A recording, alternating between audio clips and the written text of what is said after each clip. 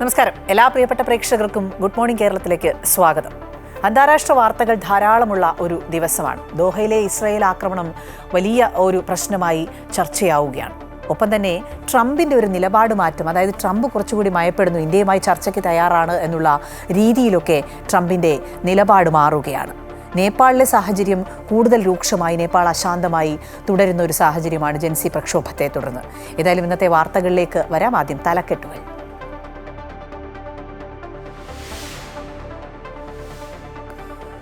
ദോഹയിലെ Israel ആക്രമണം അന്താരാഷ്ട്ര നിയമങ്ങളുടെ ലംഘനമെന്ന് ഖത്തർ.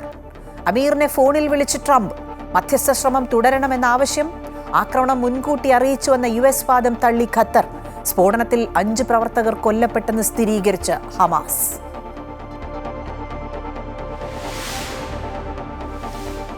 ഇന്ത്യക്കെതിരായ ഇരട്ടത്തീരുവയിൽ ട്രംപിന് മനംമാറ്റം. സുഹൃത്തായ മോദിയുമായി ഉടൻ സംസാരിക്കുമെന്നും ധാരണയിലെത്താൻ ബുദ്ധിമുട്ടുണ്ടാകില്ലെന്നും ട്രംപ്.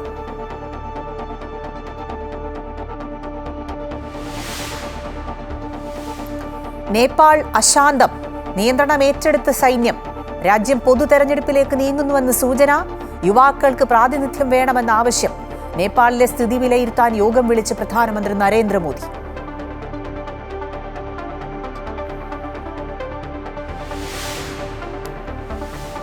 വെളിച്ചെണ്ണ വിലവർധന മുതലെടുത്ത് വൻ തട്ടിപ്പ്. വെളിച്ചെണ്ണ എന്ന വ്യാജേന വ്യാപകമായി വിൽക്കുന്നത് കോക്കനട്ട് ടെസ്റ്റ ഓയിൽ. വിൽപ്പന ലിറ്ററിന് 300 രൂപയ്ക്ക്.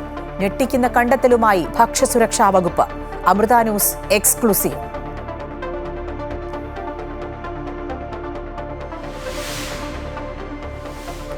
ഇന്ത്യ സഖ്യത്തെ ഞെട്ടിച്ച് ഉപരാഷ്ട്രപതി തെരഞ്ഞെടുപ്പിലെ വോട്ട് ചോർച്ച. വോട്ട് മറിഞ്ഞത് തമിഴ്നാട്ടിൽ നിന്നും മഹാരാഷ്ട്രയിൽ നിന്നുമെന്ന ആരോപണം.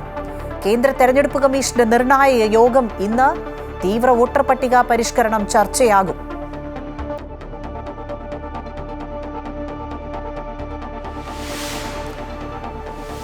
ഏഷ്യ കപ്പ് ക്രിക്കറ്റിൽ ടീം ഇന്ത്യ ഇന്നിറങ്ങുന്നു. UAEക്കെതിരായ മത്സരം രാത്രി 8 മണി മുതൽ ദുബായിൽ. സഞ്ജു സാംസൺ പ്ലേയിംഗ് 11-ൽ ഇടം പിടിക്കുമോ എന്നതിൽ ആകാംക്ഷ.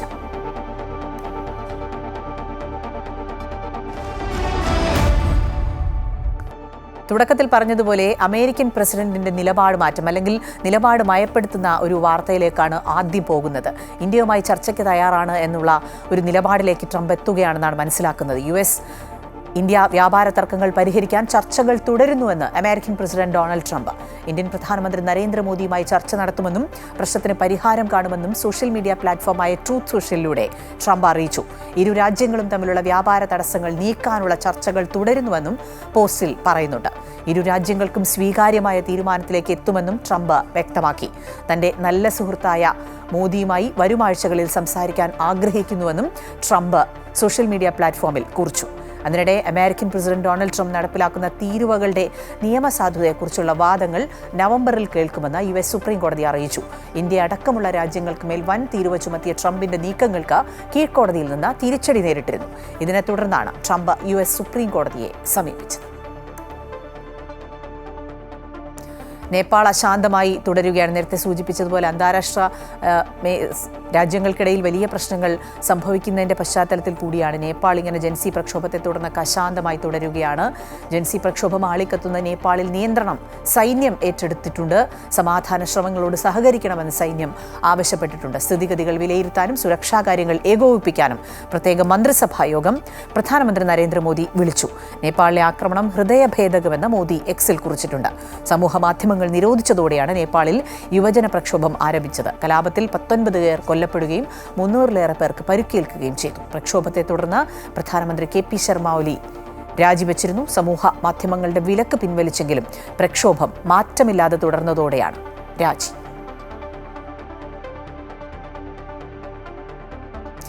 ഇന്നലെയാണ് ഉപരാഷ്ട്രപതി തെരഞ്ഞെടുപ്പൊക്കെ നടന്നത്. ഇന്ത്യ സഖ്യത്തെ ഞെട്ടിച്ച് ഉപരാഷ്ട്രപതി തെരഞ്ഞെടുപ്പിലെ വോട്ട് ചോർച്ച. വോട്ട് മറിഞ്ഞത് തമിഴ്നാട്ടിൽ നിന്നും മഹാരാഷ്ട്രയിൽ നിന്നുമുള്ള ആരോപണം ഉയരുകയാണ്. കേന്ദ്ര തെരഞ്ഞെടുപ്പ് കമ്മീഷന്റെ നിർണായക യോഗവും ഇന്ന് ചേരുന്നുണ്ട്. തീവ്ര വോട്ടർ പട്ടിക പരിഷ്കരണം ചർച്ചയാകും എന്നാണ് മനസ്സിലാക്കുന്നത്. വിശദാംശങ്ങളുമായി ഡൽഹിയിൽ നിന്നും KK പ്രശാന്ത് ചേരുന്നുണ്ട്. പ്രശാന്ത്, തീവ്ര വോട്ടർ പട്ടിക പരിഷ്കരണവുമായി ബന്ധപ്പെട്ട് കേന്ദ്ര തെരഞ്ഞെടുപ്പ് കമ്മീഷൻ ഇന്ന് യോഗം ചേരുകയാണ്. പ്രധാനമായും എല്ലായിടത്തും, അതായത് കേരളം ഉൾപ്പെടെയുള്ള എല്ലാ സംസ്ഥാനങ്ങളിലും വോട്ടർ പട്ടിക പരിഷ്കരിക്കണം എന്നുള്ള ഒരു കാര്യങ്ങളിലേക്ക് തെരഞ്ഞെടുപ്പ് കമ്മീഷൻ പോകുന്നു എന്നാണ് മനസ്സിലാക്കുന്നത്. ഇതുമായി ബന്ധപ്പെട്ട ചർച്ചകളാണ് നടക്കുക എന്നാണ് അറിയുന്നത്. വിവരങ്ങൾ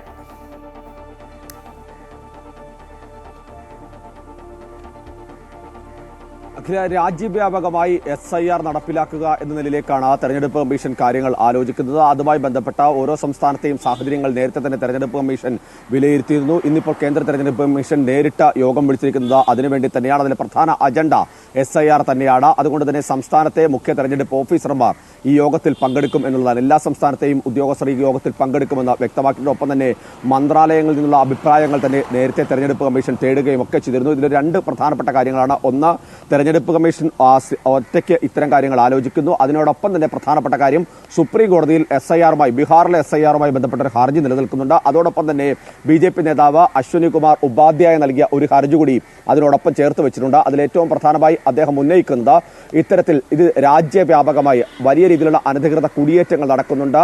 അനധികൃതമായി നിരവധി ആളുകൾ വോട്ടർ പട്ടികയിൽ ഇടം പിടിക്കുന്നുണ്ട്. അതുകൊണ്ട് തന്നെ രാജ്യവ്യാപകമായി SIR നടപ്പിലാക്കണം. അത് കേരളം അടക്കമുള്ള സംസ്ഥാനങ്ങളിൽ കൂടി വേണം എന്നൊരു ആവശ്യമാണ് അദ്ദേഹം ഹർജിയിൽ വെച്ചത്. ഈ ഹർജിയിൽ തെരഞ്ഞെടുപ്പ് കമ്മീഷന്റെ നിലപാട് സുപ്രീം കോടതി തേടുകയും ചെയ്തു. രണ്ടംഗ ബെഞ്ച് തേടുകയും ചെയ്തിട്ടുണ്ട്. ഈ ഹർജി 15-ാം തീയതിയാണ് സുപ്രീം കോടതി ഇനി പരിഗണിക്കാൻ പോകുന്നത്.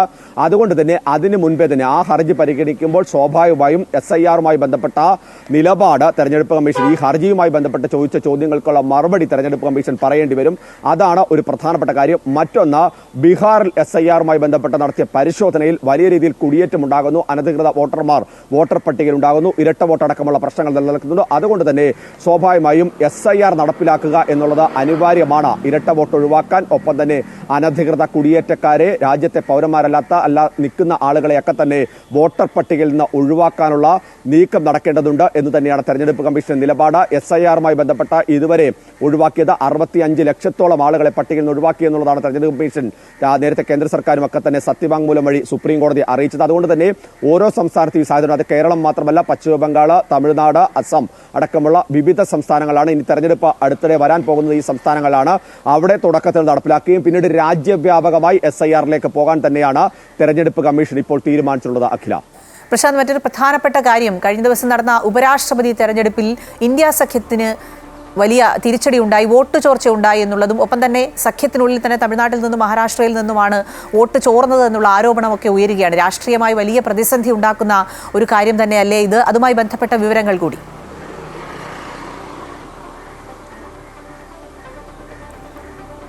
അഖില, 427 അംഗങ്ങളുടെ പിന്തുണ മാത്രമാണ് ഇരു സഭകളിലുമായി കേന്ദ്ര സർക്കാരിന് അല്ലെങ്കിൽ NDA-ക്ക് ഉണ്ടായിരുന്നത്. പക്ഷേ അവിടെ 452 വോട്ട് CP രാധാകൃഷ്ണൻ നേടുന്ന സാഹചര്യം ഉണ്ടാകുന്നു. മറുവശത്ത് 355 അംഗങ്ങൾ പ്രതിപക്ഷത്ത് അല്ലെങ്കിൽ സർക്കാർ വിരുദ്ധ നിലപാടെടുക്കുന്നവരായി ഇപ്പുറത്തുണ്ടായിരുന്നു. അതിൽ തന്നെ പ്രധാനപ്പെട്ട കാര്യം, ഇന്ത്യ ബ്ലോക്കിന്റെ ഭാഗമല്ല എങ്കിൽ കൂടി തൃണമൂൽ കോൺഗ്രസും ഒപ്പം തന്നെ ആം ആദ്മി പാർട്ടിയും സുദർശൻ റെഡ്ഡിക്ക് പിന്തുണ പ്രഖ്യാപിച്ചിരുന്നു. എന്നിട്ടും ആകെ കിട്ടിയത് 300 വോട്ടാണ്. 315 വോട്ട് പ്രതിപക്ഷത്ത് നിന്ന് പോൾ ചെയ്തുവെന്ന് ജയറാം രമേശ് അടക്കമുള്ള മുതിർന്ന നേതാക്കൾ വ്യക്തമാക്കുകയൊക്കെ ചെയ്തതാണ്. അതിന് BJP-യുടെ മറുപടി, ആ 315 പോൾ ചെയ്തു, അതിൽ 15 തന്നെ എവിടെ പോയി എന്ന ചോദ്യം അമിത് മാളവ്യ അടക്കമുള്ള BJP-യുടെ വക്താക്കളും ഒപ്പം തന്നെ കേന്ദ്രമന്ത്രി കിരൺ റിജിജുവൊക്കെ ചോദിക്കുന്നത് നമ്മൾ കണ്ടതാണ്. സ്വാഭാവികമായും BJP വലിയ രാഷ്ട്രീയ ആരോപണമായി അല്ലെങ്കിൽ വിമർശനമായി അത് ഉയർത്തിക്കാണിക്കുകയും ചെയ്യുന്നു. ഇത് 315-ന്റെ കണക്ക് മാത്രമാണ്. മറ്റൊരു പ്രധാനപ്പെട്ട കാര്യം എന്ന് പറയുന്നത്, എന്തുകൊണ്ട് എവിടെയാണ് പാളിച്ച സംഭവിച്ചത്? വളരെ കൃത്യമായ ആലോചനകൾ നടക്കുന്നു. ഒപ്പം തന്നെ തെലങ്കാനയിൽ നിന്നും ആന്ധ്രാപ്രദേശിൽ നിന്നും ഒക്കെ തന്നെയുള്ള വോട്ടുകൾ BJP-ക്ക് എതിരായി നിൽക്കുന്ന നേതാക്കളുടെയൊക്കെ തന്നെ വോട്ടുകൾ ശേഖരിക്കാൻ കണക്കാക്കിയാണ് സുദർശൻ റെഡ്ഡിയെ, അത് ദക്ഷിണേന്ത്യയിൽ തന്നെ ഒരു നേതാവിനെ കൊണ്ടുവന്ന് അല്ലെങ്കിൽ ഒരു പ്രധാനപ്പെട്ട വ്യക്തിയെ കൊണ്ടുവന്ന് ഈ സ്ഥാനത്തേക്ക് മത്സരിപ്പിച്ചത്. ആശയങ്ങൾ തമ്മിലുള്ള പോരാട്ടമാണെന്ന് അദ്ദേഹം പറയുന്നു. പക്ഷേ അതേസമയം തന്നെ വളരെ കൃത്യമായ രാഷ്ട്രീയമാണ് BJP മുന്നോട്ട് വെച്ചത്.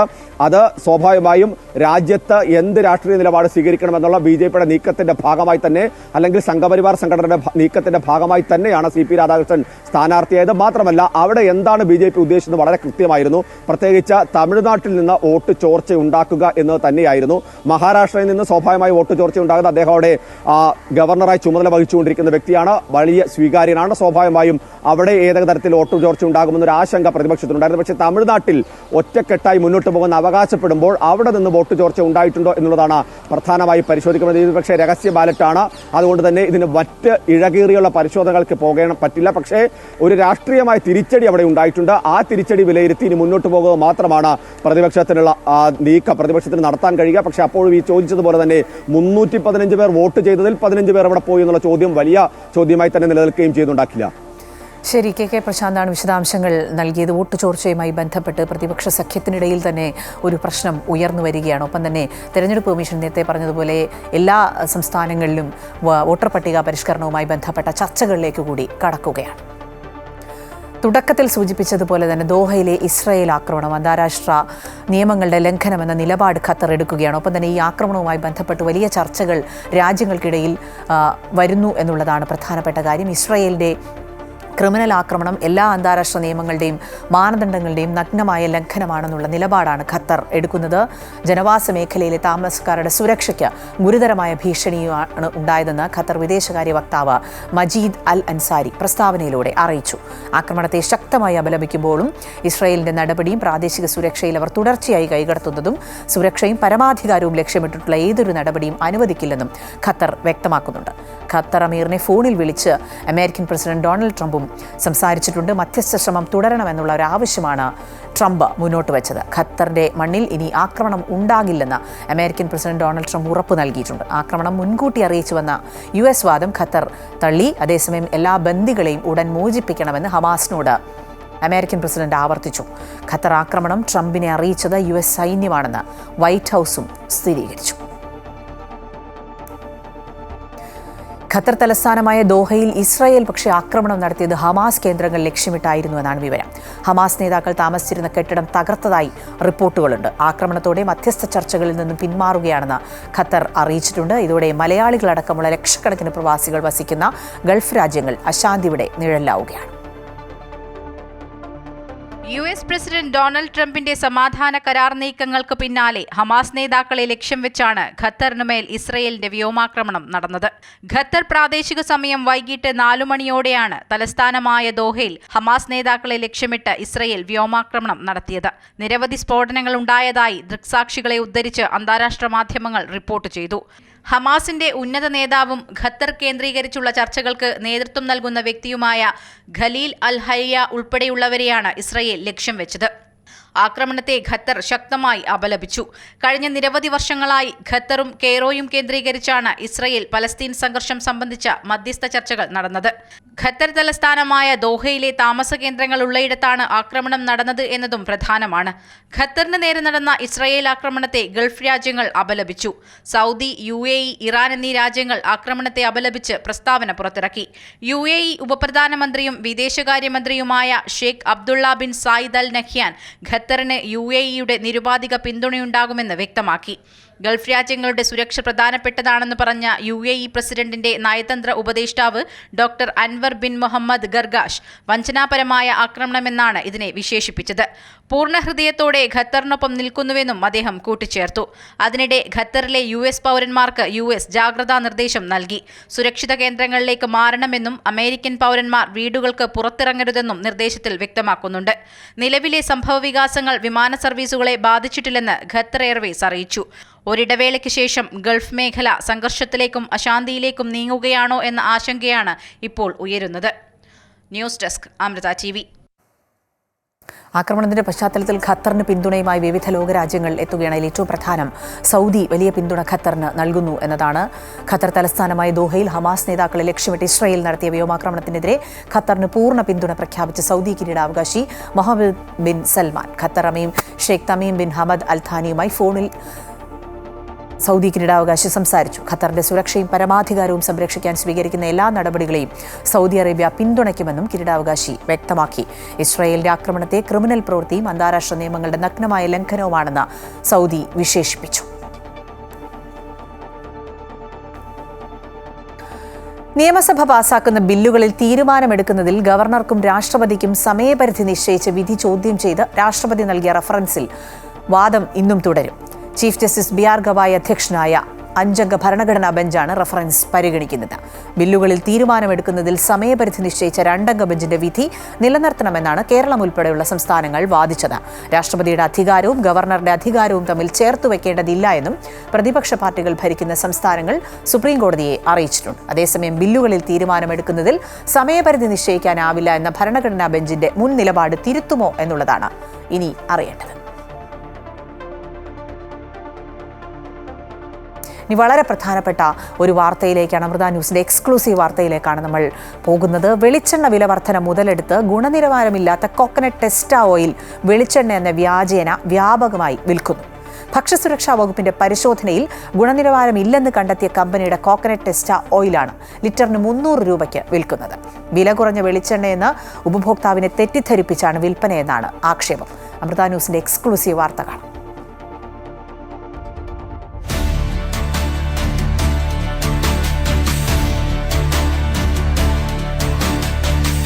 ഒരു ലിറ്റർ വെളിച്ചെണ്ണയ്ക്ക് 350 മുതൽ 400 രൂപ വരെ വിലയുണ്ട്.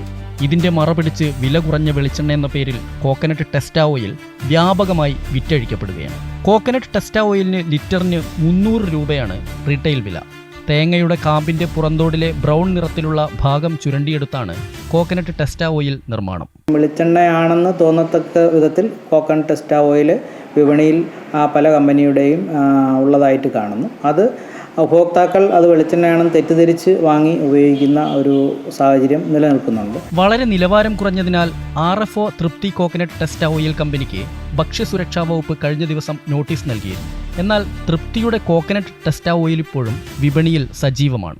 ഇവിടെ 100-ലധികം സാമ്പിളുകളുടെ പരിശോധന നടത്തിയതിൽ ആകെ 3 എണ്ണയാണ് നിലവാരം ഇല്ലാത്തതായിട്ട് വന്നിട്ടുള്ള 2 വെളിച്ചെണ്ണയും അതോടൊപ്പം തന്നെ ഒരു ടെസ്റ്റ ഓയിലുമാണ് നിലവാരമില്ലാത്തതായിട്ട് പരിശോധനയ്ക്ക് റിപ്പോർട്ട് ലഭിച്ചിട്ടുള്ളത്. അപ്പോൾ അവർക്കെതിരെ നിയമ നടപടി സ്വീകരിച്ചു വരുന്നുണ്ട്. ചെറുകിട പട്ടണങ്ങളിലെയും ഗ്രാമങ്ങളിലെയും വ്യാപാര സ്ഥാപനങ്ങളിലാണ് തൃപ്തിയുടെ കോക്കനട്ട് ടെസ്റ്റ ഓയിൽ വിൽപ്പന വ്യാപകം. കാഴ്ചയിലും പാക്കിങ്ങിലും മണത്തിലും വെളിച്ചെണ്ണയുടെ അതേ സ്വഭാവമാണ് ടെസ്റ്റ ഓയിലിന്. അതുകൊണ്ട് തന്നെ സാധാരണ ഉപഭോക്താവിന് ഇത് തിരിച്ചറിയാൻ ബുദ്ധിമുട്ടേറെയാണ്. കോക്കനട്ട് ടെസ്റ്റ ഓയിൽ വിൽപ്പനയ്ക്ക് നിയന്ത്രണമൊന്നുമില്ല. പക്ഷേ തൃപ്തിയുടെ ടെസ്റ്റ ഓയിലിനെതിരെ ഭക്ഷ്യസുരക്ഷാ വകുപ്പ് നടപടിയെടുത്തിട്ടും വെളിച്ചെണ്ണ എന്ന വ്യാജേന വിൽപ്പന തുടരുകയും ചെയ്യുന്നു. വെളിച്ചെണ്ണ വിലവർധനയുടെ മറവിലാണ് കോക്കനട്ട് ടെസ്റ്റ ഓയിൽ വ്യാപകമായി വിപണിയിലെത്തുന്നത്. സാധാരണ ഉപഭോക്താവിന് വെളിച്ചെണ്ണയും ടെസ്റ്റ ഓയിലും തിരിച്ചറിയാൻ ബുദ്ധിമുട്ടുള്ളത് മുതലെടുത്താണ് കമ്പനികളുടെ ചൂഷണം. മാത്രമല്ല ഗുണനിലവാരമില്ലാത്തവയും ഇത്തരത്തിൽ വിപണിയിലെത്തിയിട്ടുണ്ടെന്നുള്ളതാണ് വിവരം. ക്യാമറാമാൻ ശ്രീജിത്തിനൊപ്പം S. വിനേഷ് കുമാർ, അമൃത ന്യൂസ്, കോഴിക്കോട്. ഈ വാർത്തയുടെ വിശദാംശങ്ങൾ കോഴിക്കോട് നിന്ന് വിനേഷ് നൽകും. വിനേഷ്, സാധാരണക്കാരെ സംബന്ധിച്ച് വെളിച്ചെണ്ണ വളരെ പ്രധാനപ്പെട്ട നിത്യോപയോഗ സാധനമാണ്. അതുകൊണ്ട് തന്നെ വില കുറഞ്ഞ് കിട്ടുമ്പോൾ അത് വാങ്ങാനുള്ള ഒരു താല്പര്യവും സാധാരണക്കാർക്ക് കൂടും. അങ്ങനെയുള്ള ആളുകളെ ചൂഷണം ചെയ്യാനുള്ളൊരു നടപടിയല്ലേ ഇത്? ഇതിനെതിരെ എന്ത് നടപടിയാണ് ഭക്ഷ്യസുരക്ഷാ വകുപ്പ് എടുക്കാൻ പോകുന്നത്?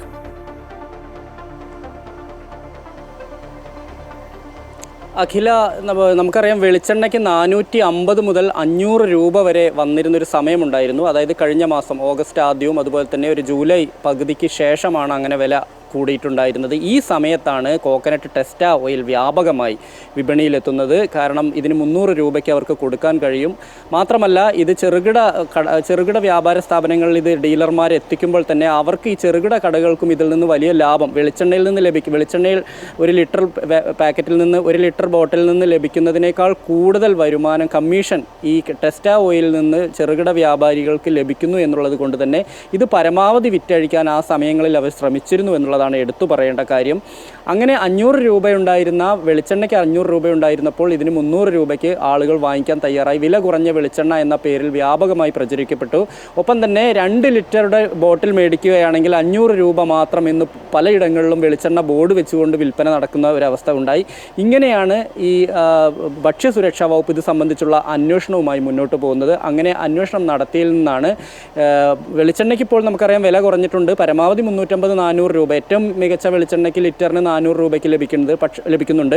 പക്ഷേ ഈ ടെസ്റ്റ് ഓയിൽ ഇപ്പോഴും 300 രൂപയ്ക്ക് തന്നെയാണ് വിൽക്കുന്നത്. കഴിഞ്ഞ ദിവസങ്ങൾ നമുക്ക് ദൃശ്യങ്ങളിൽ കാണാം. നമ്മൾ ഇന്നലെ പകർത്തിയ ദൃശ്യങ്ങളാണ്. വ്യാപകമായി തന്നെ ഈ തൃപ്തി കോക്കനട്ട് ടെസ്റ്റ് ഓയിലാണ് വ്യാപകമായി കൊണ്ടുവന്ന് ഇവിടെ ഇറക്കുന്ന ദൃശ്യങ്ങളാണ്. വലിയങ്ങാടി, കോഴിക്കോട് വലിയങ്ങാടിയിൽ നിന്നുള്ള ദൃശ്യമാണ് ഇത്. കോഴിക്കോട് മാത്രമല്ല, മിക്കവാറും കേരളത്തിൻ്റെ പല ഭാഗങ്ങളും ഇത്തരത്തിൽ ഈ തൃപ്തി വിൽക്കുന്നുണ്ട്. ഇനി തൃപ്തിയെ കുറിച്ച് പറയുകയാണെങ്കിൽ, തൃപ്തി യഥാർത്ഥത്തിൽ RFO തൃപ്തി കോക്കനട്ട് ടെസ്റ്റ് ഓയിലാണ് ഇവർ നിർമ്മിക്കുന്നത്. അവർക്കെതിരെയാണ് ഇപ്പോൾ ഈ ഭക്ഷ്യസുരക്ഷാ വകുപ്പ് ഇത് സംബന്ധിച്ച് നടപടി സ്വീകരിച്ചിട്ടുള്ളത്. അവർ പറയുന്നത് അവരുടെ തീരെ ഗുണനിലവാരമില്ലാത്തതായ 3 വെളിച്ചെണ്ണകൾ കണ്ടെത്തി. 3 എണ്ണം കണ്ടെത്തിയതിൽ 2 എണ്ണം വെളിച്ചെണ്ണയും 1 എണ്ണം ഈ തൃപ്തിയുടെ ടെസ്റ്റ് ഓയിലുമാണെന്നാണ് കണ്ടെത്തിയിരിക്കുന്നത്. എന്നാൽ ഇപ്പോഴും നിർബാധം കച്ചവടം തുടരുന്നു എന്നുള്ളതാണ് ഇതിനകത്ത് എടുത്തു പറയേണ്ട കാര്യം. സാധാരണ ആളുകൾക്ക് ഇതിൽ വെളിച്ചെണ്ണയുടെ അതേ മണവും അതേ സ്വഭാവവും ഒക്കെ ഉള്ളതാണ്. അതിൻ്റെ ബോട്ടിൽ തയ്യാറാക്കിയിരിക്കുന്നതും വെളിച്ചെണ്ണയുടെ ആണ്. 1/2 ലിറ്ററിൻ്റെയും 1 ലിറ്ററിൻ്റെയുമാണ്. 1 ലിറ്ററിന് 300 രൂപ എന്നുള്ള രീതിയിലാണ് വിൽപ്പന നടക്കുന്നത്. മൊത്ത ഹോൾസെയിൽ മാർക്കറ്റിൽ ഇപ്പോഴും സാധനം വന്നുകൊണ്ടിരിക്കുന്നു. തൃപ്തിക്കെതിരെ ഭക്ഷ്യസുരക്ഷാ വകുപ്പ് നോട്ടീസ് അയച്ചിട്ടുണ്ട്. എത്രയും പെട്ടെന്ന് ഗുണനിലവാരം ഉറപ്പുവരുത്തിയില്ലെങ്കിൽ നടപടി ഉണ്ടാവുമെന്ന്. പക്ഷേ ഇതുവരെയും അതിന്മേൽ കച്ചവടം നിർത്താനോ അല്ലെങ്കിൽ ഇതിന് ഗുണനിലവാരത്തിലേക്ക് കടക്കാനോ ഈ കമ്പനി തയ്യാറായിട്ടില്ല. ഇനി ഇതുമായി ബന്ധപ്പെട്ടുകൊണ്ട് തുടർ നടപടിയുമായി മുന്നോട്ട് പോകും എന്ന് തന്നെയാണ് ഭക്ഷ്യസുരക്ഷാ വകുപ്പ് പറയുന്നത്. നമ്മൾ ഇന്നലെ ഭക്ഷ്യസുരക്ഷാ വകുപ്പിലെ കോഴിക്കോട് അസിസ്റ്റന്റ് കമ്മീഷണർ സക്കീർ ഹുസൈനുമായി സംസാരിച്ചപ്പോൾ അദ്ദേഹം തന്നെ എടുത്തു പറയുന്നൊരു കാര്യമുണ്ട്. അതായത് ആളുകൾക്ക് ഇതിനെക്കുറിച്ച് വെളിച്ചെണ്ണ ഏതാണ്, ടെസ്റ്റ് ഓയിൽ ഏതാണെന്ന് അറിയാത്ത ആളുകളുണ്ടാവും. പ്രത്യേകിച്ച് ഗ്രാമീണ മേഖലകളിലും അതുപോലെ തന്നെ ചെറുകിട പട്ടണങ്ങളിലും എല്ലാം തന്നെ വില കുറഞ്ഞ വെളിച്ചെണ്ണ എന്ന പേരിൽ വിൽപ്പന നടത്തുമ്പോൾ ഇത് ടെസ്റ്റ് ഓയിലാണോ സാധാരണ കോക്കനട്ട് ഓയിലാണോ എന്നുള്ളത് കൃത്യമായി മനസ്സിലാക്കാൻ കഴിയാത്തവരെയാണ് യഥാർത്ഥത്തിൽ ചൂഷണം ചെയ്യുന്നത്. മറ്റൊരു കാര്യം കൂടി, കോഴിക്കോട് നഗരത്തിലെ വലിയ ഷോപ്പുകളിൽ, അതായത് വലിയ സൂപ്പർ മാർക്കറ്റുകളിലൊന്നും ഈ സാധനം എത്തുന്നില്ല എന്നതുകൂടി നമ്മൾ എടുത്തു പറയേണ്ട ഒരു കാര്യമാണ്. ശരി, വിനേഷ് കുമാറാണ് വിശദാംശങ്ങൾ നൽകിയത്. വളരെ പ്രധാനപ്പെട്ട കാര്യമാണ് വിനേഷ് പങ്കുവച്ചത്. അതിൽ ഏറ്റവും സാധാരണക്കാരായ ആളുകളെ രോഗികളാക്കാൻ അല്ലെങ്കിൽ ആ തരത്തിൽ അവരെ ഇതാക്കാനുള്ള ഒരു ശ്രമമാണ് ഈ വെളിച്ചെണ്ണ വിൽപ്പനയിലൂടെ ഉണ്ടാകുന്നത്. വില കുറഞ്ഞു കിട്ടുമ്പോൾ സ്വാഭാവികമായ ആളുകൾ അത് വാങ്ങാൻ ശ്രമിക്കും. ഇനി ശക്തമായ നടപടി ഭക്ഷ്യസുരക്ഷാ വകുപ്പിൻ്റെ ഭാഗത്തു നിന്നാണ് ഉണ്ടാകേണ്ടത്. CPI സംസ്ഥാന സമ്മേളനത്തിൻ്റെ വാർത്തയിലേക്കാണ് ഇനി പോകുന്നത്. സംസ്ഥാന സമ്മേളനത്തിൻ്റെ പ്രതിനിധി സമ്മേളനം ഇന്ന് ആലപ്പുഴയിൽ തുടങ്ങുകയാണ്. കളർകോട് SK കൺവെൻഷൻ സെന്ററിൽ രാവിലെ 10 മണിക്ക് ആരംഭിക്കുന്ന സമ്മേളനം ദേശീയ ജനറൽ സെക്രട്ടറി D രാജ ഉദ്ഘാടനം ചെയ്യും. വൈകുന്നേരം 5-ന് നടക്കുന്ന സെമിനാർ മുഖ്യമന്ത്രി പിണറായി വിജയൻ ഉദ്ഘാടനം ചെയ്യും. പ്രശസ്ത ചലച്ചിത്ര താരം പ്രകാശ് രാജ് സംസാരിക്കും. വിവരങ്ങളുമായി അജയ് നാഥ് ചേരുന്നുണ്ട് ആലപ്പുഴയിൽ നിന്ന്. അജയ്, CPIയുടെ സംസ്ഥാന സമ്മേളനത്തിലേക്ക് കടക്കുകയാണ്. ഒപ്പം ഈ ജില്ലാ സമ്മേളനങ്ങളിലൊക്കെ ഉണ്ടായ കാര്യങ്ങളൊക്കെ സംസ്ഥാന സമ്മേളനത്തിൽ ചർച്ചയാകും. പ്രതിനിധി സമ്മേളനമാണ് ആദ്യം. വിശദാംശങ്ങൾ. അഖില 43 വർഷങ്ങൾക്ക് ശേഷമാണ് ആലപ്പുഴ ജില്ലയിലേക്ക് CPIയുടെ സംസ്ഥാന സമ്മേളനം എത്തുന്നത്. അതിനാൽ തന്നെ വലിയ ആവേശത്തിലാണ് പ്രവർത്തകരെല്ലാം തന്നെ ഉള്ളത്. മാസങ്ങൾ നീണ്ട മുന്നൊരുക്കങ്ങൾക്ക് ശേഷമാണ് ഇത്തരത്തിലേക്ക് സമ്മേളനത്തിനായി ഈ ആലപ്പുഴ അണിഞ്ഞൊരുങ്ങിയിരിക്കുന്നത്. പ്രവർത്തകരെല്ലാം തന്നെ ഇങ്ങോട്ടേക്ക് എത്തുന്ന സാഹചര്യമുണ്ടായി. രാവിലെ 10-ന് SK കൺവെൻഷൻ സെന്ററിൽ സംസ്ഥാന സെക്രട്ടറി ബിനോയ് വിശ്വം ദീപശിഖ ഏറ്റുവാങ്ങും. അതിനുശേഷം പതാക ഉയർത്തും. KR ചന്ദ്രമോഹനാണ് പതാക ഉയർത്തുന്നത്. ശേഷം D രാജ, ദേശീയ ജനറൽ സെക്രട്ടറി D രാജ സമ്മേളനം ഉദ്ഘാടനം ചെയ്യും. 10, 11, 12 അതായത് നാളെയും മറ്റന്നാളുമായിട്ടാണ് പ്രതിനിധി സമ്മേളനം പുരോഗമിക്കുന്നത്. 528 പ്രതിനിധികൾ ആണ് സമ്മേളനത്തിൽ പങ്കെടുക്കുന്നത്. 39 ക്ഷണിതാക്കൾ ഉൾപ്പെടെ ഉള്ള ആളുകളാണ് പങ്കെടുക്കുന്നത്. അഖില സൂചിപ്പിച്ചതുപോലെ തന്നെ പ്രധാനമായും ജില്ലാ സമ്മേളനം ഉയർന്നു വന്ന വിവാദങ്ങളെല്ലാം തന്നെ സംസ്ഥാന സമ്മേളനത്തിൽ ചർച്ചയാകും. ഒപ്പം തന്നെ സംസ്ഥാന സെക്രട്ടറി ബിനോയ് വിശ്വം ഉൾപ്പെടെയുള്ള ആളുകൾ പറഞ്ഞിരുന്നു, പത്രസമ്മേളനം ഉൾപ്പെടെ നടത്തുന്ന ഘട്ടത്തിലെല്ലാം പറഞ്ഞിരുന്നു, അടിമുടി പാർട്ടി സംവിധാനത്തെ ശക്തിപ്പെടുത്തുന്ന തരത്തിലേക്ക് സമ്മേളനം മാറ്റും. ആ നിലയിലേക്കാണ് സമ്മേളനം ലക്ഷ്യം വെക്കുന്നത്.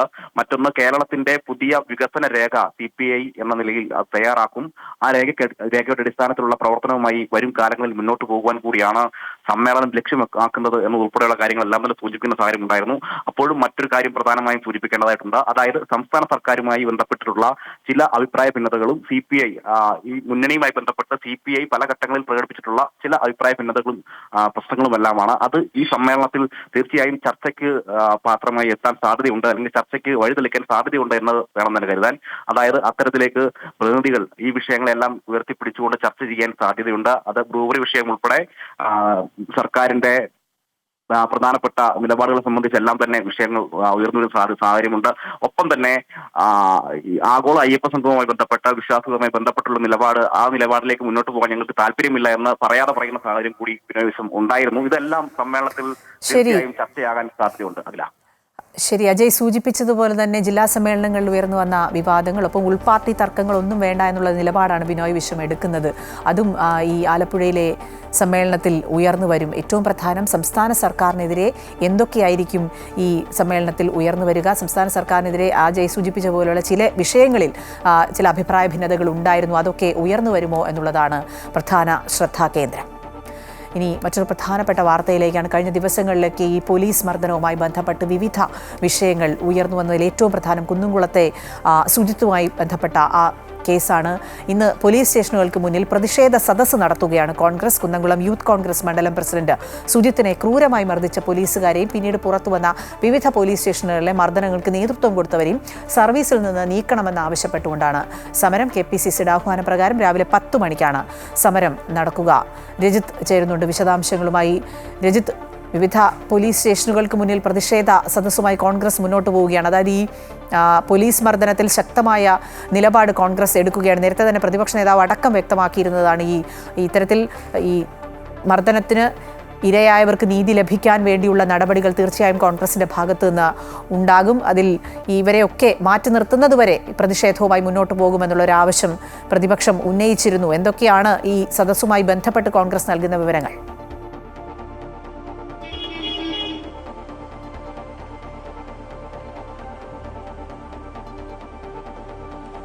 കോൺഗ്രസിന്റെ KPCCയുടെ നേതൃത്വത്തിലാണ് 10 മണിക്ക് ഈ പ്രതിഷേധ സദസ്സ് സംഘടിപ്പിക്കുന്നത്. സംസ്ഥാനത്തെ എല്ലാ പോലീസ് സ്റ്റേഷനുകൾക്ക് മുന്നിലും പ്രതിഷേധ സദസ്സ് സംഘടിപ്പിക്കുക എന്നതാണ് പ്രധാനപ്പെട്ട കാര്യം. ഒപ്പം തന്നെ അത് കോൺഗ്രസിന്റെ വിവിധ നേതാക്കൾ ഈ സ്റ്റേഷനുകളിലെ സദസ്സ് ഉദ്ഘാടനം ചെയ്യുകയും ചെയ്യും. നമുക്കറിയാം, പ്രധാനമായും കുന്നംകുളത്ത് യൂത്ത് കോൺഗ്രസ് പ്രവർത്തകനായിട്ടുള്ള യൂത്ത് കോൺഗ്രസിന്റെ മണ്ഡലം പ്രസിഡന്റ് കൂടിയായിരുന്ന സുജിത്തിന് നേരെ ഉണ്ടായിട്ടുള്ള ആക്രമണവുമായി ബന്ധപ്പെട്ട് പോലീസിന്റെ ക്രൂരമായ മർദ്ദനവുമായി ബന്ധപ്പെട്ടുകൊണ്ട് തന്നെയാണ് ഈ പ്രതിഷേധ പരിപാടികൾ സംഘടിപ്പിച്ചിരിക്കുന്നത്. കഴിഞ്ഞ ദിവസങ്ങളിലൊക്കെയും ജില്ലാ കളക്ടറേറ്റുകളിലേക്കും അതുപോലെ തന്നെ സെക്രട്ടേറിയറ്റ് അടക്കം യൂത്ത് കോൺഗ്രസിന്റെ നേതൃത്വത്തിൽ പ്രതിഷേധ മാർച്ച് സംഘടിപ്പിക്കുകയും അവയൊക്കെയും വലിയ പ്രശ്നങ്ങളിലേക്ക് കലാശിക്കുകയും ചെയ്തിരുന്നു. അതേ തുടർന്ന് വിവിധ നേതാക്കളെ അറസ്റ്റ് ചെയ്യുകയും ചെയ്ത സാഹചര്യമുണ്ടായിരുന്നു.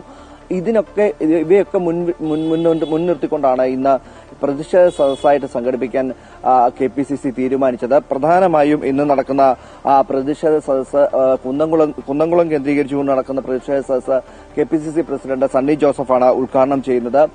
മറ്റ് സ്ഥലങ്ങളിൽ മുതിർന്ന കോൺഗ്രസ് നേതാക്കളൊക്കെയും തന്നെ ഈ പ്രതിഷേധ സദസ്സിൽ പങ്കെടുക്കുകയും ചെയ്യും. UDF കൺവീനറായിട്ടുള്ള അടൂർ പ്രകാശ് വെഞ്ഞാറമൂടിൽ നടക്കുന്ന പ്രതിഷേധ പരിപാടിയിലാണ് പങ്കെടുക്കുന്നത്. K മുരളീധരൻ തിരുവനന്തപുരത്ത് മ്യൂസിയം പോലീസ് സ്റ്റേഷന് മുന്നിൽ നടക്കുന്ന പ്രതിഷേധ പരിപാടിയിൽ പങ്കെടുക്കും. മുതിർന്ന നേതാവായിട്ടുള്ള രമേശ് ചെന്നിത്തല കിളിമാനൂർ പോലീസ് സ്റ്റേഷന് മുന്നിൽ നടക്കുന്ന പ്രതിഷേധ പരിപാടിയിലാണ് പങ്കെടുക്കുന്നത്. ഇത് കൂടാതെ തന്നെ സംസ്ഥാനത്ത് ഈ സുജിത്തിന്റെ പ്രശ്നം അല്ലെങ്കിൽ സുജിത്തിനെ പോലീസ് അതിക്രൂരമായി മർദ്ദിച്ച സംഭവം പുറത്തു വന്നതിന് പിന്നാലെ നിരവധി കേസുകളാണ് പോലീസ് മർദ്ദനവുമായി ബന്ധപ്പെട്ടുകൊണ്ട് പുറത്തേക്ക് വന്നുകൊണ്ടിരിക്കുന്നത്. ഇപ്പോഴും പോലീസ് മർദ്ദനവുമായി ബന്ധപ്പെട്ട കേസുകൾ കൂടുതലായി പുറത്തേക്ക് വരുന്ന ഒരു സാഹചര്യം കൂടിയുണ്ട്. അത്തരത്തിൽ ഉള്ള പോലീസ് ഇത്തരത്തിൽ സ്റ്റേഷനിലേക്ക് പരാതികളുമായി എത്തുന്ന ആളുകളെ അല്ലെങ്കിൽ സ്റ്റേഷനിലേക്ക് വിവിധ പരാതികളിന്മേൽ അറസ്റ്റ് ചെയ്യപ്പെട്ടു എത്തിക്കുന്ന ആളുകളെ ക്രൂരമായി മർദ്ദിക്കുന്ന നടപടിക്കെതിരെ ആണ് ഇപ്പോൾ KPCC പ്രതിഷേധം ശക്തമായി തന്നെ മുന്നോട്ട് കൊണ്ടുവരുന്നത്. കഴിഞ്ഞ ദിവസങ്ങളിലെ പ്രതിഷേധ പരിപാടികൾ കൂടാതെ ഇന്നത്തെ പോലീസ് സ്റ്റേഷനിലേക്കുള്ള പ്രതിഷേധ സദസ്സും സംഘടിപ്പിക്കുന്നത് കൂടാതെ വരും ദിവസങ്ങളിലും ശക്തമായ പ്രതിഷേധവുമായി രംഗത്തേക്ക് എത്താൻ തന്നെയാണ് KPCCയുടെ തീരുമാനം. കാരണം ഇത് ജനങ്ങളിലേക്ക് ഈ പോലീസിന്റെ ഈ തേർവാഴ്ച എത്തിക്കുക എന്നത് തന്നെയാണ് അവർ ഉദ്ദേശിക്കുന്നത്. പ്രധാനമായും ആളുകളോട് വളരെ സൗഹാർദ്ദപരമായി ഇടപെടണമെന്ന് DGP അടക്കം നിർദ്ദേശങ്ങൾ നൽകുമ്പോൾ പോലീസിന്റെ ഭാഗത്തു നിന്നും ഇത്തരത്തിലുള്ള ഒരു നിലപാട് തുടരുകയാണ്. ഒപ്പം തന്നെ മുഖ്യമന്ത്രി അടക്കമുള്ളവർ ഇതിനെതിരെ ഒരു പ്രതികരണം പോലും നടത്താത്തൊരു സാഹചര്യം കൂടി തുടരുന്നുണ്ട്. അതിനൊക്കെ എതിരെ കൂടിയാണ് ഈ പ്രതിഷേധ സദസ്സ് ഇന്ന് സംഘടിപ്പിക്കുന്നത്. സംസ്ഥാനത്തെ എല്ലാ പോലീസ് സ്റ്റേഷനുകൾ കേന്ദ്രീകരിച്ചും കോൺഗ്രസിന്റെ വിവിധ നേതാക്കൾ ഈ പ്രതിഷേധ പരിപാടിയിൽ പങ്കെടുക്കും. പ്രതിപക്ഷ നേതാവ് VD സതീശൻ ഇന്ന് എറണാകുളത്ത് നിന്നും തലസ്ഥാനത്തേക്ക് തിരിച്ചിട്ടുണ്ട്. അദ്ദേഹം തലസ്ഥാനത്തെ ഏതെങ്കിലും പോലീസ് സ്റ്റേഷനിൽ എന്തായാലും ഈ പ്രതിഷേധ പരിപാടിയിൽ പങ്കെടുക്കുമെന്ന് തന്നെയാണ് നമുക്ക് കരുതാൻ കഴിയുന്നത്. ശരി, രജിത് സൂചിപ്പിച്ചതുപോലെ തന്നെ ഈ ആഭ്യന്തര വകുപ്പുമായി ബന്ധപ്പെട്ട പ്രശ്നമായതുകൊണ്ട് തന്നെ അത് കൂടുതൽ ശക്തമായി ഉന്നയിക്കാനാണ് കോൺഗ്രസ് കരുതുന്നത്. അതിനുവേണ്ടിയുള്ള നടപടികളാണ് കോൺഗ്രസിൻ്റെ ഭാഗത്തു നിന്നും ഉണ്ടാകുന്നത്. ഇനി നമ്മൾ യാത്ര ചെയ്യാൻ ഒരു സംവിധാനം ഉണ്ടാവുക എന്നുള്ളത് വളരെ ആവശ്യമായ ഒരു കാര്യമാണ്. ഒന്നുകിൽ പാലം അല്ലെങ്കിൽ ജങ്കാർ സർവീസ്. ഈ ആവശ്യവുമായി നാട്ടുകാരുടെ കാത്തിരിപ്പ് തുടങ്ങിയിട്ട് നാളുകളേറെയായി. കൊല്ലം മൺട്രോത്തുരുത്ത് നിവാസികൾക്കാണ് ഈ ദുർവിധി. രണ്ടറ്റം കൂട്ടിമുട്ടാത്ത പാലവും തകരാറ് മൂലം കായലോരത്ത് വിശ്രമിക്കുന്ന ജങ്കാറും ഇവിടെ നാട്ടുകാരുടെ പൂർത്തിയാകാത്ത സ്വപ്നത്തിന്റെ സ്മാരകങ്ങളാണ്. നമുക്ക് ആ വാർത്ത കണ്ടിട്ട് വരാം. കൊല്ലം മൺട്രോത്തുരുത്തിലെ പട്ടംതുരുത്തിലേക്കും പെരുമണിലേക്കും ജനങ്ങൾ കായൽ മാർഗം പോകുവാൻ ആശ്രയിച്ചിരുന്നത് ജങ്കാർ സർവീസിനെയായിരുന്നു. എന്നാൽ ഇന്നിത് യന്ത്രത്തകരാറുകൾ മൂലം നിലച്ചിരിക്കുന്നു. വേലിയിറക്ക സമയത്തെ മൺതിട്ടയിൽ തട്ടിയാണ് ജങ്കാറിന്റെ എഞ്ചിൻ തകരാറിലായത്. 2 മാസം പിന്നിട്ടിട്ടും തകരാർ പരിഹരിച്ച് സർവീസ് പുനരാരംഭിക്കാൻ സാധിച്ചിട്ടില്ല. വേലിയിറക്കത്തിൽ കായലിലെ ജലനിരപ്പ് താഴ്ന്നതോടെയാണ് അടിത്തട്ടിലുള്ള തെങ്ങിൻ കുറ്റികളിൽ തട്ടാൻ തുടങ്ങിയത്. ഒടുവിൽ ജങ്കാറിലെ വള്ളത്തിന്റെ ഫൈബർ ബോഡി തകരുകയായിരുന്നു. സർവീസ് നിലച്ചതോടെ മൺട്രോത്തുരുത്തുകാർ കൊല്ലത്തേക്ക് എത്താനും മടങ്ങാനും 30 കിലോമീറ്ററിലേറെ ചുറ്റിക്കറങ്ങുകയേ മാർഗമുള്ളൂ. തകരാറുകൾ പരിഹരിച്ച് ഉടൻ തന്നെ ജങ്കാർ സർവീസ് ആരംഭിക്കണമെന്നതാണ് നാട്ടുകാരുടെ ആവശ്യം. ഇനി മറ്റൊരു യാത്രാമാർഗം എന്നത് ഇരു കരകളെയും ബന്ധിപ്പിക്കുന്ന പാലമാണ്. അതിൻ്റെ അവസ്ഥയും പരിതാപകരമാണ്. നിർമ്മാണം ആരംഭിച്ച് മധ്യഭാഗം കൂട്ടിമുട്ടിക്കാനാകാത്ത ഒരു പാലം. പെരുമണിനെയും പേഴംതുരുത്തിനെയും തമ്മിൽ ബന്ധിപ്പിക്കുന്ന പെരുമൺ പാലം 43 കോടി രൂപ മുടക്കി 425 മീറ്റർ നീളത്തിലാണ് പാലത്തിൻ്റെ നിർമ്മാണം. സാധാരണ രീതിയിൽ പാലം നിർമ്മിക്കാനായിരുന്നു ആദ്യ തീരുമാനം. നിർമ്മാണം പകുതി പിന്നിട്ടതോടെ സ്പ്രിങ്ങിൽ തൂക്കിയിടുന്ന തരത്തിലുള്ള നാവിഗേഷൻ സ്പാൻ മധ്യഭാഗത്ത് സ്ഥാപിക്കാൻ തീരുമാനിച്ചു. കരാറുകാരൻ ഈ തീരുമാനത്തെ എതിർത്തതോടെ പാലം നിർമ്മാണം നിലച്ചു. അതോടെ പെരുമൺ റെയിൽവേ ട്രാക്കിന് സമീപത്തുകൂടി സ്കൂൾ കുട്ടികൾ ഉൾപ്പെടെയുള്ളവരുടെ ദുരിതയാത്ര. കാടുപിടിച്ച പ്രദേശത്തുകൂടി പകൽ സമയത്ത് പോലും യാത്ര പ്രയാസമാണ്. എന്തു ചെയ്യാം, ഇതൊക്കെ തങ്ങളുടെ വിധി എന്നാണ് നാട്ടുകാർ പറയുന്നത്. പാലം കടക്കുവോളം നാരായണ നാരായണ എന്നാണ് ചൊല്ല്. എന്നാൽ ഇവിടെ പാലം കടക്കണമെങ്കിൽ നാരായണ നാരായണ എന്ന് ചൊല്ലണം. എന്ന് പൂർത്തിയാകുമെന്ന് ആർക്കും ഉറപ്പില്ലാത്ത ഈ പാലത്തിന് സമീപത്തു നിന്നും പ്രദീപ് വാളത്തുങ്ങലിനൊപ്പം സുധീഷ്, അമൃത ന്യൂസ്, കൊല്ലം. ഈ മൺട്രോത്തുരുത്ത് എന്ന് പറയുന്നത് പ്രധാനപ്പെട്ട ഒരു ടൂറിസം കേന്ദ്രമാണ് കൊല്ലം ജില്ലയെ സംബന്ധിച്ച്. സാങ്കേതിക പ്രശ്നങ്ങളുടെ പേരിൽ പാലത്തിൻ്റെ നിർമ്മാണം ഇങ്ങനെ പൂർത്തിയാകാതെ തുടരുന്നു എന്നതാണ് വളരെ വേദനാജനകമായ കാര്യം. കാരണം ഈ ടൂറിസം കേന്ദ്രമായതുകൊണ്ട് തന്നെ യാത്രാ സൗകര്യമൊക്കെ തീർച്ചയായും വേണ്ടതാണ്. പഞ്ചായത്തുകളുടെ പിടിപ്പുകേടാണ് ജങ്കാർ സർവീസ് മുടങ്ങിക്കിടക്കാനുള്ള കാരണങ്ങൾ എന്തു തന്നെയായാലും ദുരിതം ഈ തുരുത്തിലെ യാത്രക്കാരുടേതാണ്. അവരുടെ ചില പ്രതികരണങ്ങൾ കൂടി കാണാം. പാലം ഇത് ആദ്യം മുകേഷ് വന്ന് നല്ല പോലെ പണിഞ്ഞുകൊണ്ടിരുന്ന ഒരു പാലമാണിത്. 1 വർഷം കൊണ്ട് അവർ ഡേ ആൻഡ് നൈറ്റ് പണിഞ്ഞുകൊണ്ടിരുന്നത്. അപ്പോൾ റിയാസ് മന്ത്രിയായപ്പോൾ ഇതിനകത്ത് ഷോ കാണിച്ചു. ഷോ കാണിച്ചെന്ന് പറഞ്ഞാൽ അവിടെ തൂക്കുപാലോ ഇതെല്ലാം വന്ന് അവിടെ എന്തോ ചെയ്യണമെന്ന് പറഞ്ഞ് അങ്ങനെയാണ് ഇത് പെൻഡിങ് ആയത്. ഇനി 1 വർഷം 2 വർഷം കഴിഞ്ഞാലും ഇത് തീരത്തില്ല.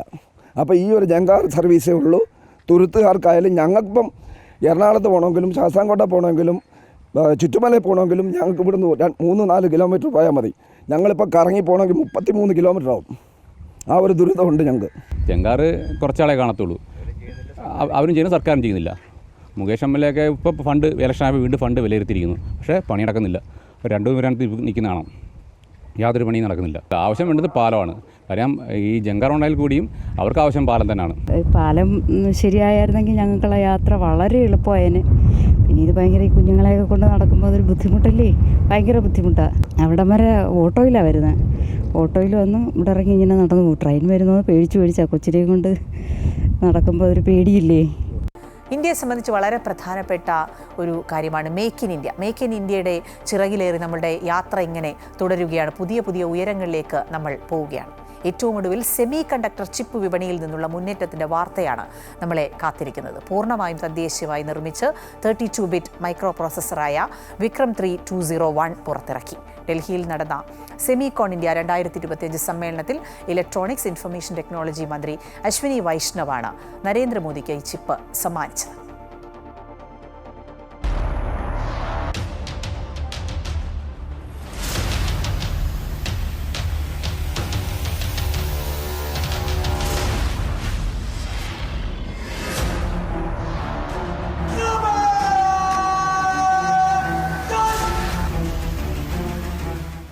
इसी वर्ष के अंत तक मेड इन इंडिया भारत में बनी हुई, भारत के लोगों द्वारा बनी हुई मेड इन इंडिया चिप्स बाजार में आ जाएगी. ഇന്ത്യയിൽ നിർമ്മിച്ച, ഇന്ത്യയിലെ ജനങ്ങൾ നിർമ്മിച്ച സെമി കണ്ടക്ടർ ചിപ്പുകൾ ഈ വർഷം അവസാനത്തോടെ വിപണിയിലെത്തുമെന്ന് ചെങ്കോട്ടയിൽ ദേശീയ പതാകയെ സാക്ഷി നിർത്തി പ്രധാനമന്ത്രി നരേന്ദ്രമോദി പ്രഖ്യാപനം നടത്തിയത് ഓഗസ്റ്റ് 15-നാണ്. 2 ആഴ്ചയ്ക്കുള്ളിൽ ആ പ്രഖ്യാപനം യാഥാർത്ഥ്യമായിരിക്കുന്നു. माननीय प्रधानमंत्री जी को एक अत्यंत विशेष स्मृति चिन्ह भेंट कर उनका अभिनंदन करें। और स्मृति चिन्ह में है विक्रम 32 बिट प्रोसेसर। ये चिप इसरो और सेमीकंडक्टर लैब ने तैयार किया है। साथ में है 4 अप्रूव्ड प्रोजेक्ट्स की टेस्ट चिप्स और 28 चिप्स जिन्हें छात्रों ने चिप्स टू स्टार्टअप प्रोग्राम के तहत तैयार किया है। इनका फैब्रिकेशन और पैकेजिंग मोहाली के सेमीकंडक्टर हब में तैयार किया गया है। സെമി കണ്ടക്ടർ സ്വാശ്രയത്വത്തിലേക്കുള്ള ഇന്ത്യൻ മുന്നേറ്റത്തിലെ സുപ്രധാന നാഴികക്കല്ലാണ് ഡൽഹിയിലെ സെമികോൺ സമ്മേളന വേദിയിൽ പിറന്നത്. മേക്ക് ഇൻ ഇന്ത്യ പദ്ധതിക്ക് ഒരു പൊൻതൂവലും കൂടി ലഭിച്ച നിമിഷം. നമ്മുടെ സുപ്രധാന ദൗത്യങ്ങളിൽ മറ്റ് രാജ്യങ്ങളെ ആശ്രയിക്കാതെ സ്വന്തം കാലിൽ നിൽക്കാനുള്ള ശ്രമങ്ങൾക്ക് ഊർജം നൽകുന്ന ഒരു ചുവടുവയ്പ്. അതാണ് വിക്രം 3201. ലോകത്തിന്റെ സമ്പദ് വ്യവസ്ഥയെ ഇതുവരെ നിയന്ത്രിച്ചിരുന്ന പ്രധാന ഘടകം ക്രൂഡ് ഓയിലാണ്. അതിന് മാറ്റം വന്നു കഴിഞ്ഞു. 21ാം നൂറ്റാണ്ടിലെ ഏറ്റവും പ്രധാനപ്പെട്ട ചാലകശക്തി അത് സെമി കണ്ടക്ടർ ചിപ്പുകളാണ്. ഡിജിറ്റൽ വജ്രങ്ങൾ എന്ന് ഇവയെ വിശേഷിപ്പിക്കാം. ആഗോള സെമി കണ്ടക്ടർ ചിപ്പ് വിപണി കീഴടക്കാനായി തികഞ്ഞ ആത്മവിശ്വാസത്തോടെ ഇന്ത്യ ഇറങ്ങുകയാണ്.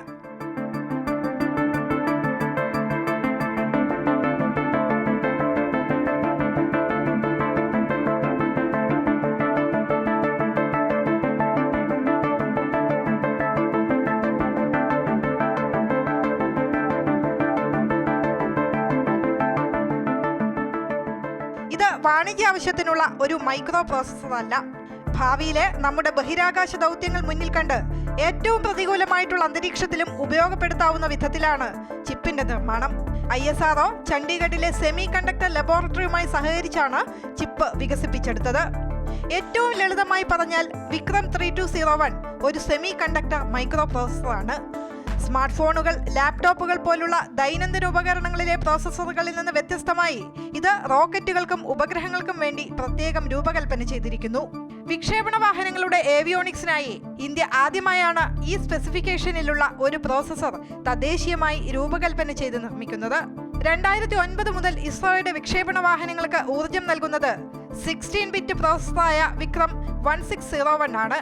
അതിന്റെ അപ്ഡേറ്റഡ് വേർഷനാണ് വിക്രം 3201. മുൻഗാമികളിൽ നിന്ന് വ്യത്യസ്തമായി പുതിയ ചിപ്പ് 64 ബിറ്റ് ഫ്ലോട്ടിംഗ് പോയിന്റ് പ്രവർത്തനങ്ങൾ, അഡ പ്രോഗ്രാമിംഗ് ഭാഷ എന്നിവയെ പിന്തുണയ്ക്കുന്നു. സുരക്ഷാ പ്രധാനമുള്ള എയ്റോസ്പേസ് സിസ്റ്റങ്ങളിൽ വ്യാപകമായി ഉപയോഗിക്കുന്ന ഭാഷയാണ് അഡ പ്രോഗ്രാമിംഗ്. ഇതുകൂടാതെ ദൗത്യങ്ങളിൽ വിശ്വസനീയമായ ആശയവിനിമയത്തിനായി ഓൺ ചിപ്പ് ആശയവിനിമയ ഇന്റർഫേസുകളും അവതരിപ്പിക്കുന്നു. ഒരു റോക്കറ്റിലെ മറ്റ് ഏവിയോണിക്സ് മോഡ്യൂളുകളുമായി തടസ്സമില്ലാതെ ബന്ധിപ്പിക്കാൻ ചിപ്പിനെ അനുവദിക്കുന്നത് ഈ ഇന്റർഫേസുകളാണ്. വിക്ഷേപണ വാഹനങ്ങളിലെ നാവിഗേഷൻ, നിയന്ത്രണം എന്നിവ കൈകാര്യം ചെയ്യുക, റോക്കറ്റുകളെ സ്ഥിരതയോടെയും ശരിയായ ദിശയിലും നിലനിർത്തുന്നതിനാവശ്യമായ സ്പ്ലിറ്റ് സെക്കൻഡ്സ് കണക്കുകൂട്ടലുകൾ നടത്തുക എന്നിവയാണ് ചിപ്പിന്റെ ജോലി. കൂടുതൽ കൃത്യതയോടെ കൂടുതൽ ഡാറ്റ ഒരേ സമയം കൈകാര്യം ചെയ്യാൻ ഇതിന് സാധിക്കും. വിക്രം 3201 ഇതിനകം ബഹിരാകാശത്ത് പരീക്ഷിച്ചു കഴിഞ്ഞു. PSLV C-60 ദൗത്യത്തിൽ ഇത് വിജയകരമായി ഉപയോഗിച്ചിരുന്നു.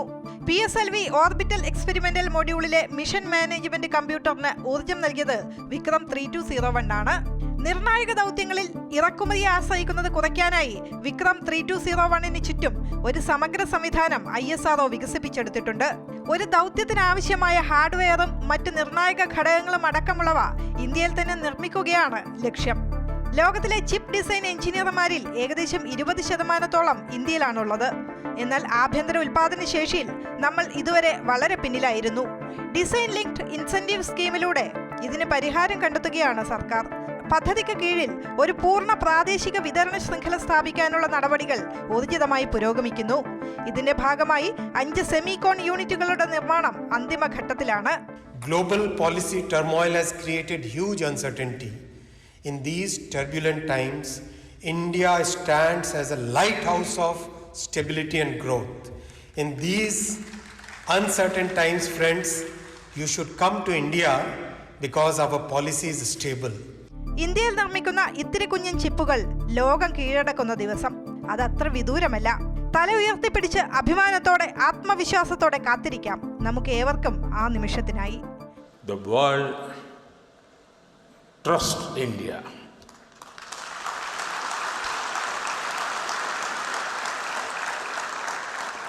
The world believes in India. And the world is ready to build the semiconductor future with India. News desk Amrita news.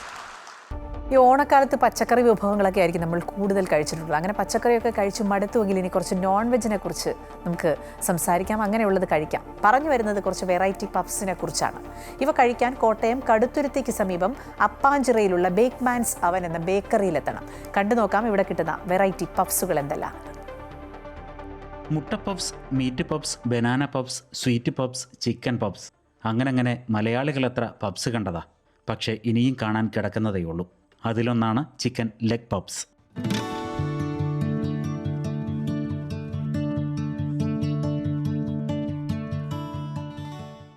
ഒരു പഫ്സിൽ ഒരു ചിക്കൻ ലെഗ് മൊത്തം കഴിക്കാം, മസാലയുടെ അതിപ്രസരമൊന്നുമില്ലാതെ. കോട്ടയം ആപ്പാഞ്ചിറ ബേക്ക്മാൻസ് അവൻ ബേക്കറിയിലെ ചിക്കൻ പഫ്സ് 1 മാസത്തിനുള്ളിൽ വൻ ഹിറ്റായി കഴിഞ്ഞു. കടയുടമ അക്ബറിൻ്റെ മകൻ അൻഫാസാണ് ഈ വെറൈറ്റി പഫ്സിൻ്റെ ഉപജ്ഞാതാവ്. ഈ ഒരു 1.5 മാസങ്ങൾക്ക് മുമ്പ് എൻ്റെ 3ാമത്തെ മോൻ എന്നോട് പറഞ്ഞു, കുറച്ച് ചിക്കൻ്റെ ലെഗ് മേടിച്ചുകൊണ്ട് വരുമോ വാപ്പി എന്ന് ചോദിച്ചു. അവനും ആ ബോർമയിലെ ഷെഫും കൂടി ചിക്കൻ്റെ ലെഗ് പീസ് പഫ്സ് അങ്ങനെ ഉണ്ടാക്കുകയും അപ്പോൾ അങ്ങനെ 1.5 മാസങ്ങൾക്ക് മുമ്പ് ലെഗ് പീസ് ഞങ്ങൾ ഇറക്കി. ഇന്ന് വരെ വലിയ കുഴപ്പമില്ലാതെ പോകുന്നു. ചിക്കൻ ലെഗ് പഫ്സ് മാത്രമല്ല, chilli chicken puffs, cheese puffs തുടങ്ങി വേറെയും കുറേ വെറൈറ്റികൾ അൻഫാസിൻ്റെ പരീക്ഷണത്തിൽ വിജയം കണ്ടിട്ടുണ്ട്. നമുക്ക് ചില്ലി ചിക്കൻ്റെ പഫ്സ് ഉണ്ട്, ചിക്കൻ്റെ കാല് വെച്ച പഫ്സ് ഉണ്ട്, പിന്നെ ചീസിൻ്റെ ചിക്കൻ പഫ്സ് ഉണ്ട്. അങ്ങനെ വെറൈറ്റി ആയ പഫ്സ് നമുക്ക് ഉണ്ട് ഇവിടെ. കട അടയ്ക്കണ വരെ പഫ്സ് ഉണ്ടെങ്കിലും അത് നമ്മൾ ചൂടോടെയാണ് കൊടുക്കുന്നത്. അതാണ് നമ്മുടെ മെയിൻ ഹൈലൈറ്റ് ആയിട്ട് വന്നത്. ദിവസവും 150ഓളം ചിക്കൻ ലെഗ് പഫ്സുകളാണ് ബേക്ക്മാൻസ് അവൻ ബേക്കറിയിൽ വിൽക്കുന്നത്. ക്വാണ്ടിറ്റിയിലും ക്വാളിറ്റിയിലും വിട്ടുവീഴ്ചയില്ലാത്ത ഈ പഫ്സ് കഴിക്കുന്നവർ നൽകുന്നതാകട്ടെ നല്ല റേറ്റിങ്ങും. കഴിച്ചിട്ട് ഇപ്പോൾ സാധാരണ മസാല ഉപയോഗിക്കുന്നതിനും വ്യത്യസ്തമാണ് അതിൻ്റെ അകത്ത്. വേറൊരു ടേസ്റ്റും നല്ലൊരു രസമുണ്ട് കഴിക്കാൻ. ഞങ്ങൾ ഇടയ്ക്കിടയ്ക്ക് ഇവിടെ വരാറുണ്ട്. കഥ കേട്ടപ്പോൾ ചിക്കൻ ലെഗ് പഫ്സിൻ്റെ വില അറിയാനും താല്പര്യമുണ്ടാവും അല്ലേ? അധികമൊന്നുമില്ല, വെറും 50 രൂപ മാത്രം. മീറ്റ് പഫ്സിൽ മീറ്റില്ലെന്ന പരാതി പല നാടുകളിലും കേൾക്കാറുണ്ടെങ്കിലും ഇവിടുത്തെ ചിക്കൻ ലെഗ് പഫ്സിൽ ചിക്കൻ ലെഗ് ഇല്ലെന്ന് ആരും പരാതി പറയില്ല. കാരണം ഒരു ചിക്കൻ ലെഗ് മുഴുവനാണ് പഫ്സിലുള്ളത്. അമൃത ന്യൂസ്, കോട്ടയം. തിരക്കിന്റെ കുരുക്കിൽപ്പെട്ട് നെട്ടോട്ടമോടുന്ന കോഴിക്കോട് നഗരത്തിൽ കുളിരും തണലുമേറ്റ് വ്യായാമം ചെയ്യാവുന്ന ഒരിടമായി മാനാഞ്ചിറ സ്ക്വയർ മാറിയിട്ട് 5 വർഷം പിന്നിടുകയാണ്. കോഴിക്കോട് ജില്ലാ സ്പോർട്സ് കൗൺസിൽ ഒരുക്കിയ മാനാഞ്ചിറയിലെ സൗജന്യ ഓപ്പൺ ജിം ഉപയോഗപ്പെടുത്താനായി രാവിലെയും വൈകുന്നേരവുമായി നിരവധി പേരാണ് എത്തുന്നത്. മറ്റ് ഓപ്പൺ ജിമ്മിൽ നിന്നും വ്യത്യസ്തമായി ഈ ജിമ്മിൽ സഹായിക്കാനായി പരിശീലകനും ഉണ്ടാകുമെന്നതാണ് പ്രത്യേകത.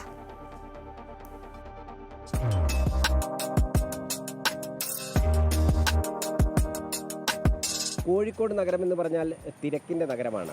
ഈ തിരക്കിൻ്റെ നഗരത്തിൽ എങ്ങനെയാണ് ആരോഗ്യം സംരക്ഷിക്കുക എന്നുള്ള ആശങ്കപ്പെടുന്നവർക്കുള്ള ഒരാശ്വാസമാണ് നമ്മുടെ കോഴിക്കോട് മാനാഞ്ചിറയിലെ ഈ ഓപ്പൺ ജിമ്മ്. ഈ ഓപ്പൺ ജിമ്മ് തുടങ്ങിയിട്ട് ഇപ്പോൾ ഏകദേശം 6 വർഷമായി അല്ലേ? ഏകദേശം 6 വർഷമായി. പേരെങ്ങനെയായിരുന്നു? എൻ്റെ പേര് അനിൽകുമാർ. ഇത് സ്പോർട്സ് കൗൺസിൽ കോർപ്പറേഷനും കൂടെ ഉള്ള ഒരു ഇതാണ്. സൗജന്യമായിട്ടാണ് ഇവിടെ നടക്കുന്നത്. അത് എല്ലാവരും പ്രായവും കുറേ ആൾക്കാർ, പ്രായമുള്ള ആൾക്കാരും വരുന്നുണ്ട്, അല്ലാത്തവരും വരുന്നുണ്ട് ഒക്കെ ഉണ്ട്. പിന്നെ അതുപോലെ തന്നെ മെയിനായിട്ട് ഈ സ്ട്രോക്ക് വന്നിട്ട് ഒരു ഭാഗം കുഴഞ്ഞിട്ടുള്ള ആൾക്കാർ ഇങ്ങനെ അറിഞ്ഞിട്ട് ഇവിടെ ഈ മെഷീനൊക്കെ അതിന് വ്യത്യസ്തമാണ്. സ്ട്രോക്കിന് ഒരു ബ്ലഡ് സർക്കുലേഷൻ ക്ലിയർ ചെയ്യാനുള്ള. അപ്പോൾ അങ്ങനെ ഓരോരുത്തർ അറിഞ്ഞറിഞ്ഞ് കുറേ അങ്ങനത്തെ ആൾക്കാർ തന്നെ ഇതിനായിട്ട് വരുന്നുണ്ട്. കുറേ ഈ ചിലർ കൈ പൊന്താത്ത ആൾക്കാർ അങ്ങനെയൊക്കെ ആയിട്ട് ഒരു ഫിസിയോ, ആ സൈഡിലൊക്കെ കുറേ ഫിസിയോൻ്റെ ഒക്കെ ഉണ്ട്. അപ്പം അങ്ങനെയുള്ളതൊക്കെ ചെയ്തിട്ട് അല്ല ഇവിടെ വരുന്നവർക്കൊക്കെ നല്ല സാറ്റിസ്ഫാക്ഷനാണ്. പിന്നെ മറ്റുള്ള ജിമ്മിൻ്റെ മാതിരി ഓവറും മസിൽ ബിൽഡ് ചെയ്യില്ലാന്നുള്ളൂ, പക്ഷേ ബോഡി നല്ല ഫിറ്റാണ്. അങ്ങനത്തെ മിഷനറി അതെ നല്ല മിഷനറിയൊക്കെ അത്രയും ക്വാളിറ്റിയുള്ള മിഷനാണ്. അതിപ്പോൾ ഒരു 6 വർഷത്തായിട്ട് ഇപ്പോഴും ഓഫീസിൽ നിന്ന് മെയിൻറ്റെയിൻ ചെയ്തിട്ട് അങ്ങനെ കറക്റ്റ് അതിൻ്റെ ഇതൊക്കെ ആയിട്ട് ഇങ്ങനെ പോകുന്നുണ്ട്. ബാരിങ് ഇതൊക്കെ കംപ്ലയിൻറ്റ് വരികയാണെങ്കിൽ അത് അന്നേരം തന്നെ ഞങ്ങൾ മെയിൻറ്റെയിൻ ചെയ്ത് നന്നാക്കി പോകുന്നുണ്ട് ഓഫീസിൽ. ഈ പരിശീലനം എന്നുള്ള രൂപത്തിൽ നമ്മൾ സഹായം ചെയ്ത് കൊടുക്കുന്നുണ്ടോ? അതെന്ന് പറഞ്ഞാൽ അറിയാത്തവർക്ക് പിന്നെ അത് തുടക്കത്തിലൊക്കെ ഒന്ന് കാട്ടി കൊടുക്കും. തെറ്റായി ചെയ്യുന്നവർക്ക് പോയിട്ട് പറഞ്ഞു കൊടുക്കും, അങ്ങനെ ചെയ്യരുത്, ഇങ്ങനെയാണ് ചെയ്യേണ്ടതെന്നുള്ളത് നിർദ്ദേശം നമ്മൾ കൊടുക്കുന്നതാണ്. ഇവിടുന്ന് മൊത്തം എത്ര മെഷീനറി ആണ് ഇവിടെ ഉള്ളത്? 17 മെഷീനറികൾ ഇവിടെ ഉണ്ട്. ഇനിയിപ്പോൾ ഒരു 3-4 മെഷീനറിയും കൂടെ വരാനുണ്ട്. അഹമ്മദ് ദേവർകോവിലിൻ്റെ അതിൽ കൊടുത്തിരിക്കുന്നു. അത് അടുത്ത് വരുന്നതാണ് കിട്ടിയ ഓഫീസിൽ നിന്നുള്ളൊരു നിർദ്ദേശം. പ്രായം ചെന്ന ആളുകളാണ് കൂടുതൽ ഓപ്പൺ ജിമ്മിനെ ഡിപ്പെൻഡ് ചെയ്യുന്നത്. 40-50 മുകളിലേക്കും 70-80 വയസ്സ് വരെ ആൾക്കാരൊക്കെ വരുന്നത്. അത്രയും അതും വരുന്നവർ പറഞ്ഞാൽ ഇവിടെ ഒരു നല്ലൊരു ഇതാണ്. അവർ ഭയങ്കര ഹാപ്പി ആയിട്ട് നല്ല ജോലിയായി. ഇവിടെ 2 ബാച്ചുണ്ട്, രാവിലെയും വൈകുന്നേരം. വിപണിയുടെ വിലയിരുത്തലുമായി ധനകാര്യ ഓഹരി വിദഗ്ധൻ കെ ദിലീപ് ചേരുകയാണ്. ശ്രീ ദിലീപ്, എങ്ങനെയായിരിക്കും ഇന്നത്തെ വിപണി? എന്തൊക്കെയാണ് നമ്മൾ പ്രതീക്ഷിക്കേണ്ടത്? ഇന്നും നേട്ടത്തിലായിരിക്കും വ്യാപാരം തുടങ്ങുക. കഴിഞ്ഞ കുറച്ച് ദിവസങ്ങളായി വിപണിയിൽ നിക്ഷേപ താല്പര്യം കണ്ടുവരുന്നുണ്ട്. ഒട്ടുമിക്ക മേഖലകളിലും ആ നിക്ഷേപ താല്പര്യം കാണാം. ഇന്നലെ IT മേഖലയിലും ഒരു തിരിച്ചുവരവ് ഉണ്ടായി. ഓട്ടോ മേഖലയിലും ബാങ്കിങ് മേഖലയിലുമെല്ലാം ഒരേ സമയം ഒരു നിക്ഷേപ താല്പര്യം കാണുന്നത് വരും ദിവസങ്ങളിലും ഇത് തുടർന്നേക്കുമെന്നുള്ള സൂചന നൽകിക്കൊണ്ടാണ്. ആഗോള സാഹചര്യങ്ങളും തൃപ്തികരം തന്നെയാണ്. വരും ദിവസങ്ങളിലും ആഗോള വിപണിക്ക് ഉരുത്തുള്ള നീക്കങ്ങൾക്കനുസരിച്ചുള്ള നീക്കമായിരിക്കും നമ്മുടെ വിപണിയിലും പ്രതീക്ഷിക്കുന്നത്. വിദേശ നിക്ഷേപ സ്ഥാപനങ്ങളുടെ നിലപാടുകളും വിപണിയുടെ നീക്കത്തിൽ നിർണായകം തന്നെയാണ്. കഴിഞ്ഞ കുറച്ച് നാളുകളായി തുടർച്ചയായി വിൽപ്പനയ്ക്ക് ശേഷം ഇന്നലെ അവർ അറ്റ നിക്ഷേപത്തിലായിരുന്നു. വിദേശ നിക്ഷേപ സ്ഥാപനങ്ങളുടെ ഭാഗത്തുനിന്നും നിക്ഷേപം തുടരുകയാണെങ്കിൽ അതും വിപണിയുടെ മുന്നോട്ടുള്ള നീക്കത്തിന് സഹായമാവുകയും ചെയ്യും. നിലവിലെ സാഹചര്യത്തിൽ മുൻനിര സൂചികയായ നിഫ്റ്റി 25,100 എന്ന നിലവാരം ഭേദിച്ച് വ്യാപാരം തുടരുന്നൊരു സാഹചര്യം. ശരി.